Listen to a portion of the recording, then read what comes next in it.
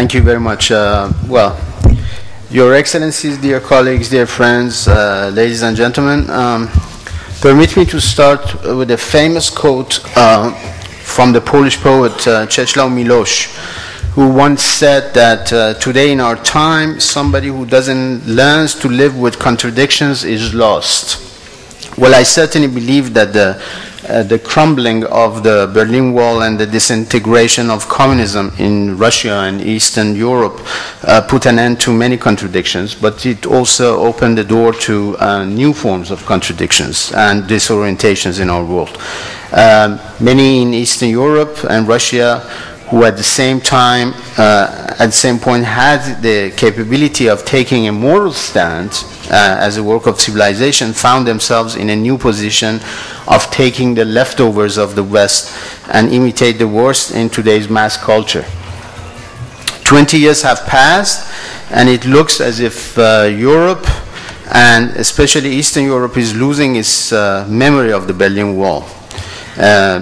As moral indifference becomes more and more prevalent in our world, the denial of an ethical and truthful way of living is followed by serious political consequences. Well, I do believe that certainly the globalized modernity gave birth to hybridized terrorist structures, but what makes things worse, that this feeling of loss of control over the international situation is now combined with the dangerous temptation to circle the wagons, raise protective walls, and move towards new strategies of religious violence. And I think that today religious sectarianism haunts us as a major theoretical and political challenge, representing a great danger for democratic thinking around the world.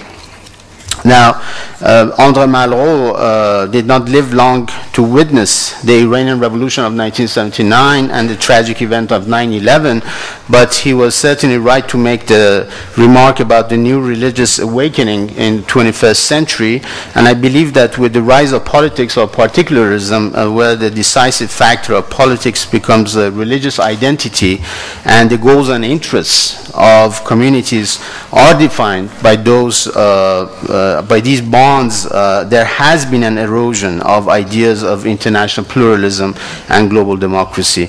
I do believe that the strength of this identity as ideology is not only a product of leaders in search of power and legitimation, but is also a work of some communities. And in too many parts of the world, ideas such as community, such as identity, are not left to individuals and social groups, but are unilaterally proclaimed by non-democratic leaders, be they dictators or terrorists. And this is especially dramatically true for millions and millions of Islamic individuals who are today culturally, politically disenfranchised by the violence of few and the fear of the many. Having said this, I think that we need to be clear that history is neither good nor fundamentally evil, but a continuous effort to live ethically in the most unlivable circumstances. And this is why ethics and realist politics point in the same directions from time to time. And it's the need to recognize duties next to rights, as well as limitations to some sovereignties, I would say.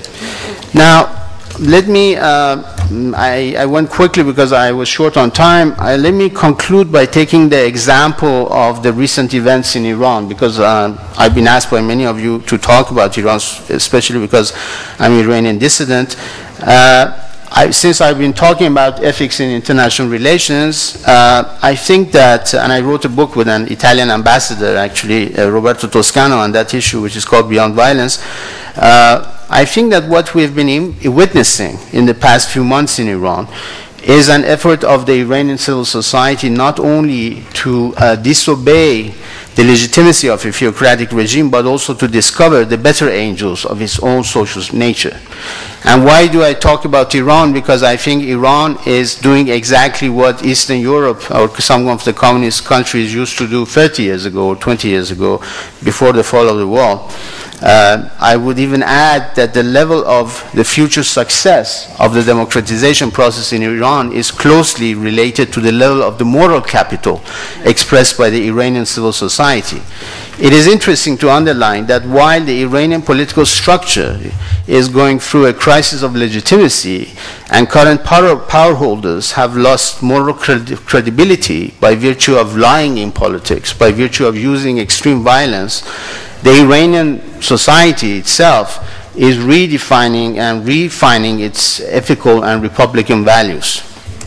It is by assuming an ethical stance that the Iranian civil society can make a stronger political case.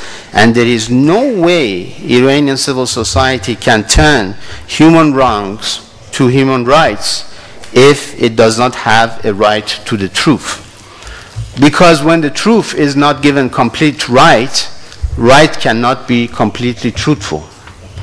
And I do believe that in post-revolutionary Iran, we have experienced the failure of two political paradigms in the past 20 years. One has been the revolutionary leftism, and the other one the ideological Islam. They each failed in practice, they each failed in theory. And today the question in Iran is no more who of democratic transition, but the how of this democratic transition. So regardless of how things ultimately turn out in Iran, I think that the recent protests in Iran remind us of what happened in Eastern Europe, as I said, 20 years ago, and it reminds us of the other possibility of politics as living responsibly and putting ethics ahead of power relations.